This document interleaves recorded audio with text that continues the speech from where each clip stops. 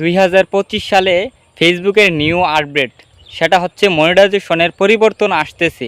তো সবাই ভিডিওটা দেখেন কী ধরনের পরিবর্তন আসতেছে ফেসবুকের মধ্যে।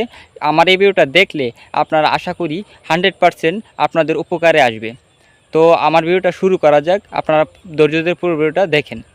তো প্রথমত বলবো যে ফেসবুকের যে আপডেটটা 25 সালের মধ্যে আপনাদেরকে সবাইকে এক ধরনের কন্টেন্ট মনিটাইজেশন সেটআপ দিতেছে ফেসবুক থেকে। কারণ কি, ফেসবুকের আগের যে সেটআপগুলো আছে সেটি উঠিয়ে নিতেছে ফেসবুক থেকে। যেরকম রিলস সেটআপ, ইনস্টিমেট setup, star setup, subscription setup, তার পাশাপাশি আবার আসছিল যে লাইভ সেটআপ, সবগুলা চেঞ্জ করে ফেসবুকের একটি মাত্র টুলসের মাধ্যমে ফেসবুক থেকে ইনকাম করার পদ্ধতি আনতেছে ফেসবুক। তো সবাইকে বলবো যে আপনারা যদি এই সেটআপটা পেতে চান তাহলে অবশ্যই কিছু ক্রাইটেরিয়া ফিল আপ করতে হবে।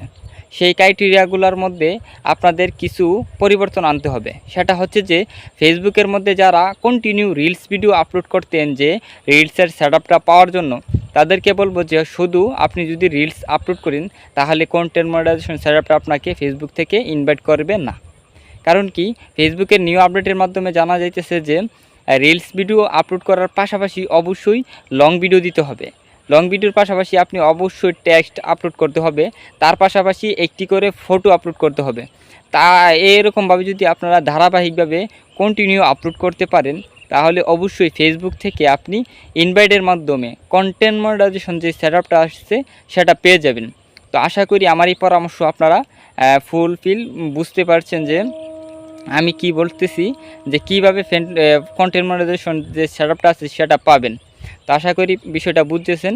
আর আমার ভিডিওটা যদি ভালো লাগে তাহলে অবশ্যই চ্যানেলটি সাবস্ক্রাইব করে পাশে থাকবেন পরবর্তী ভিডিওর আশায়। আর এই ভিডিওটা ভালো লাগলে অবশ্যই একটি লাইক করবেন।